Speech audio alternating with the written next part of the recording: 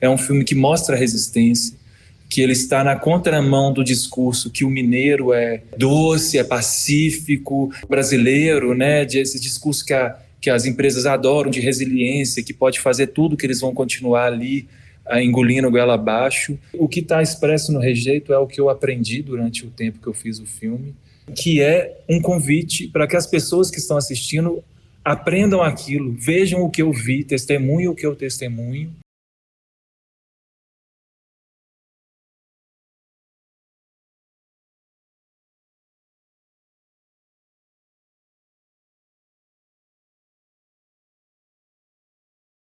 Eu queria começar sabendo um pouco da sua aproximação com o tema, como é que surgiu essa ideia de fazer o documentário para você? Bem, já é um tema que eu acompanho desde a minha monografia. Então foi o primeiro filme que eu fiz, era um curta-metragem já sobre a questão da mineração em Minas Gerais. Eu tive o contato, isso vem de um grande amigo, que até hoje é um dos meus melhores amigos. Ele vem de uma comunidade que é vizinha à comunidade de Socorro, que eu retrato ali no filme Rejeito. Foi para Belo Horizonte, como muitos vão, né, em busca de estudo ali, de universidade. Algumas comunidades não têm acesso tão perto.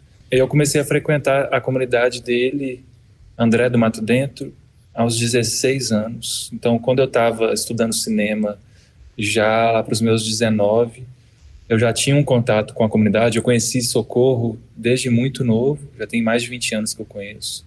Bem, e eu estava próximo dessas problemáticas que estavam acontecendo ali desde sempre, né? Porque o projeto Apollo, também abordado pelo filme, é um projeto que tenta ser licenciado desde 2006.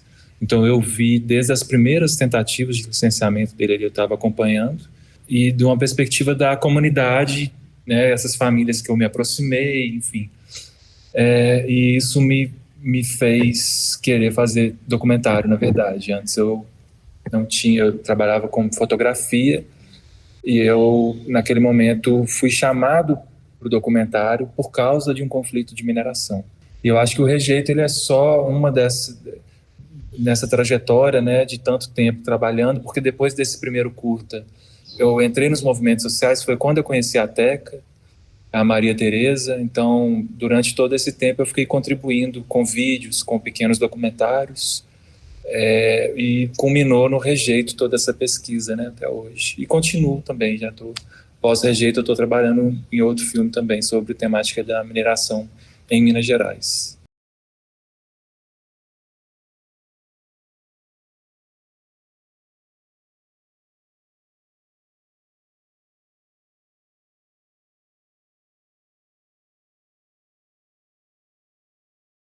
Eu acho que a primeira cena que mais me pegou assim foi aquela cena dos bastidores do programa, né? Que é uma das mais fortes, assim, eu acho que é do filme. A Teca está sendo entrevistada, a apresentadora chama a situação ali do crime de acidente e dá um site, né, da Vale para os espectadores buscarem orientação, e aí depois o programa encerra. Eu fiquei até curioso, assim, né, que eu sinto ficou longo ali, eu fiquei, o que vai acontecer? E aí a Teca começa a emocionar, e aí eu estranhei quando a apresentadora dá o site da Vale, mas eu não achei que fosse por esse caminho. Acho que você também não esperava isso ali na hora. Eu queria que você falasse um pouco dessa sensibilidade para esse tipo de momento, assim, que eu acho que simboliza muito do que o filme se trata também, né? Até pelo fato de eu conhecer a Teca há tanto tempo, a gente caminhar junto em movimentos sociais, a gente estar presente em audiências públicas e entrevistas. Na verdade, eu entendi que poderia ser uma reação da Teca. Ela tinha acabado de voltar de uma entrevista na Globo News, que ela também tinha se revoltado ali logo depois da entrevista, porque, enfim, foi uma entrevista cheia de problemas, de problemáticas. Assim, o representante do setor da mineração era uma pessoa muito problemática. Então, a partir daquele momento, eu falei com a Teca, pedi para ela, assim, eu já estava registrando a Teca, né, desde antes do rompimento, inclusive, já estava com um projeto de filme com ela, e eu falei com ela: olha, Teca, a partir de agora, qualquer entrevista que você fechar, avisa que tem uma pessoa, então, filmando com você. E eu acompanhei em várias entrevistas, né, acho que foram 6 ou 7 entrevistas, até acontecer aquilo. mas era algo que, de certa forma, eu entendia que poderia acontecer, e por isso que eu estava ali, o filme como uma espécie de Arapuca também, né, desses momentos de expressividade, de verdade, que vem a emoção acima da razão ali.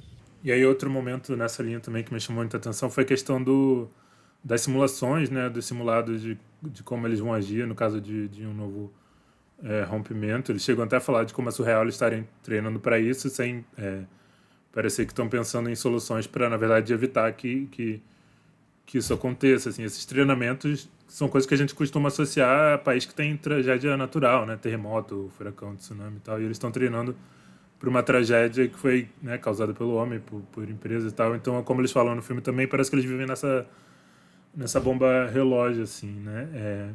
Eu não fazia ideia dessa parte das simulações, assim, eu não lembro de nem ser comentado em notícias mais gerais sobre o caso em relação a isso. Queria que você falasse um pouco sobre como é lidar com essa parte que não é todo mundo sabe que todo mundo sabe o que está acontecendo, né? Porque parece uma situação de futuro distópico, assim.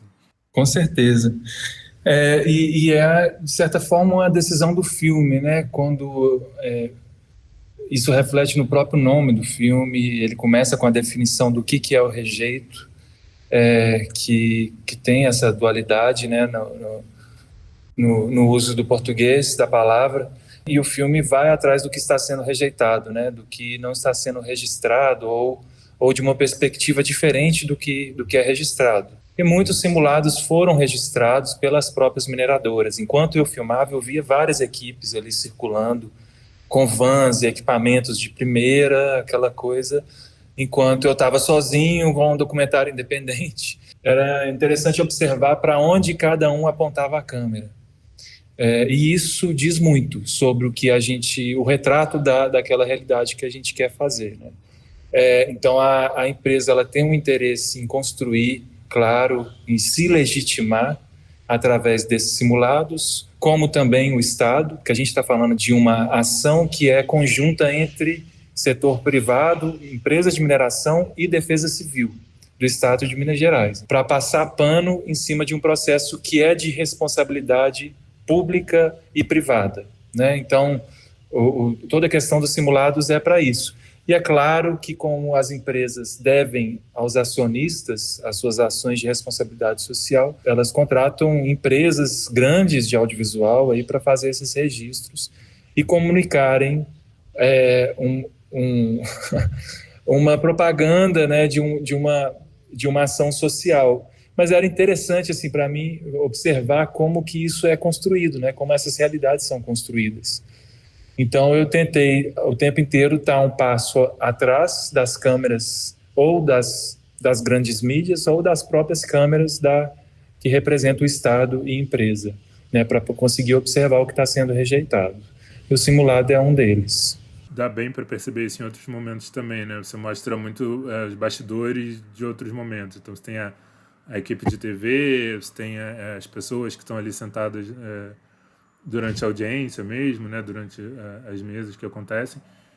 E aí me chamou muita atenção também porque eu acho que todas as tomadas são muito bem pensadas, assim, né? Tem as tomadas aéreas muito, muito boas, tem aquele plano da casa cheia que depois você volta para a casa vazia, tem ali perto do final, tem as árvores sendo arrancadas. Primeiro você mostra só as árvores, aí parece que tem os monstros arrancando as árvores assim da floresta, e é meio que isso também. Placas de rota de fuga largadas, assim. No final também tem os cavalos correndo na frente do caminhão. Enfim, aquele personagem também que fica em cima do muro, que tem o arame, ele fica observando.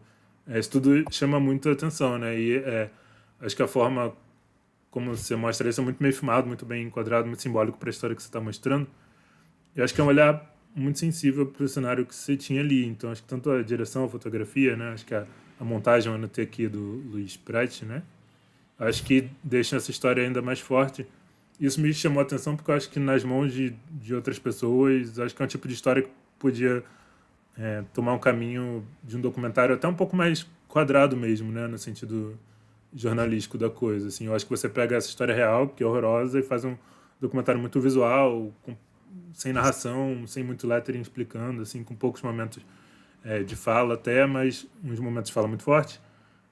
Me alonguei um pouco aqui, mas eu queria saber como você dosa essa sensibilidade artística do seu olhar junto com a história que você está retratando para chegar nesse resultado que eu vou usar uma palavra que talvez soe mal devido ao contexto, assim, mas é um filme muito bonito visualmente, né?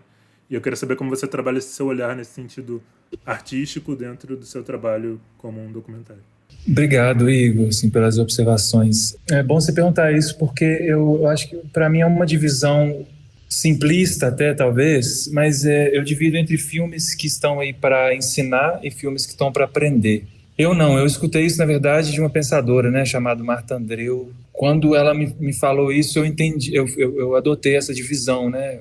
Até o Eduardo Coutinho, esses dias eu escutei uma fala dele que também vai nesse sentido, entre essas duas maldições do documentário, né, que acha que tem que informar, que tem que educar, e outra que acha que é a verdade, né? Então, de fato, assim, lidando com esse cenário político que a gente tem durante uma guerra de informação, que eu acho que é o que a gente está vivendo agora, através das mídias sociais, da inteligência artificial.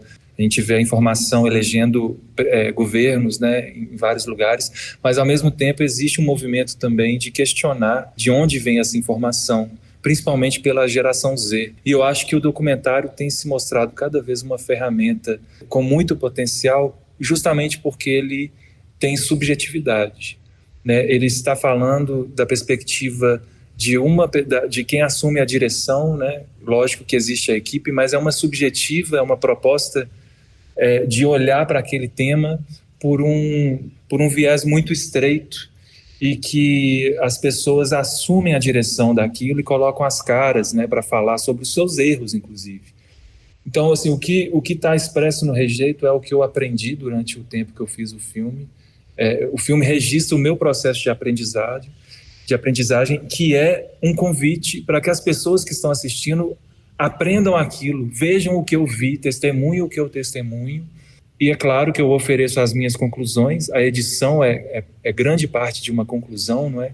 De como eu organizo aquilo que eu testemunhei e com todas as licenças poéticas possíveis que são cabíveis ali dentro, né? Então, eu acho que existe uma divisão da própria Marta Andreu, que em primeiro plano se tem aquela camada que é o tema do filme, né? Então, se a gente fala terrorismo de barragem em Minas Gerais, rompimento da barragem, essa é a primeira camada. A segunda camada já seriam os lugares, os personagens, os espaços que aquilo acontece. E eu acho que uma terceira camada que divide o que é cinema e o que é jornalismo é justamente a camada poética, né? A universalidade. Então, quando eu transito para esse plano, né, de entender que existe um conceito que, por exemplo, é o rejeito, é o que está sendo rejeitado, existe um conceito estético que permeia isso tudo, aí eu acho que a gente está já no reino das artes, né, que o cinema se encaixa aí, porque a gente está tratando de subjetividade e a gente está tratando de emoção, né, acima da razão, com certeza. Para finalizar, o filme passou pelo Festival do Rio agora, né, se não me engano teve 2 sessões, já teve um certo reconhecimento internacional, né, festivais, com prêmios. Eu queria saber o que você espera agora com o filme chegando nos cinemas perto da data, né, que o Desastre de Mariana completa 10 anos também, e que você deixasse também um convite aí para as pessoas assistirem o filme no cinema. Bem, eu espero que ele seja assistido, porque deu muito trabalho para fazer. Assistido e compartilhado, né? Assim, compartilhado no sentido, algo muito bonito que eu vi nessa trajetória de festivais é como essa história ressoa com outras comunidades em lugares completamente distantes da realidade. Por exemplo, a exibição na Romênia com o pessoal que está lidando lá com a Serra Rosada, que é o maior projeto de mineração de ouro do continente europeu. E é incrível, assim, participei do bate-papo com eles, como que as estratégias são comuns, como que um filme feito aqui em Minas Gerais pode significar tanto para essa comunidade, até entender como se organizar antes que isso aconteça, por exemplo, né? Então, não que o filme prometa nada, uma grande mudança, eu acho que não tem essa pretensão, ele não foi feito com essa pretensão, e muito menos com promessas, mas existe um poder, sim, de uma faísca de ação, né, frente a esses absurdos que a gente está vivendo. Não é à toa que todos os personagens do filme resistem, né? É um filme que mostra a resistência, que ele está na contramão do discurso que o mineiro é doce, é pacífico, ou brasileiro, né? Esse discurso que as empresas adoram, de resiliência, que pode fazer tudo, que eles vão continuar ali engolindo goela abaixo. Não, eu acho que o filme ele tem um potencial de mostrar uma Minas Gerais que não é normalmente mostrada e que tomara que seja contagiante esse movimento de acordar para um novo modelo econômico que respeite a vida, é o principal.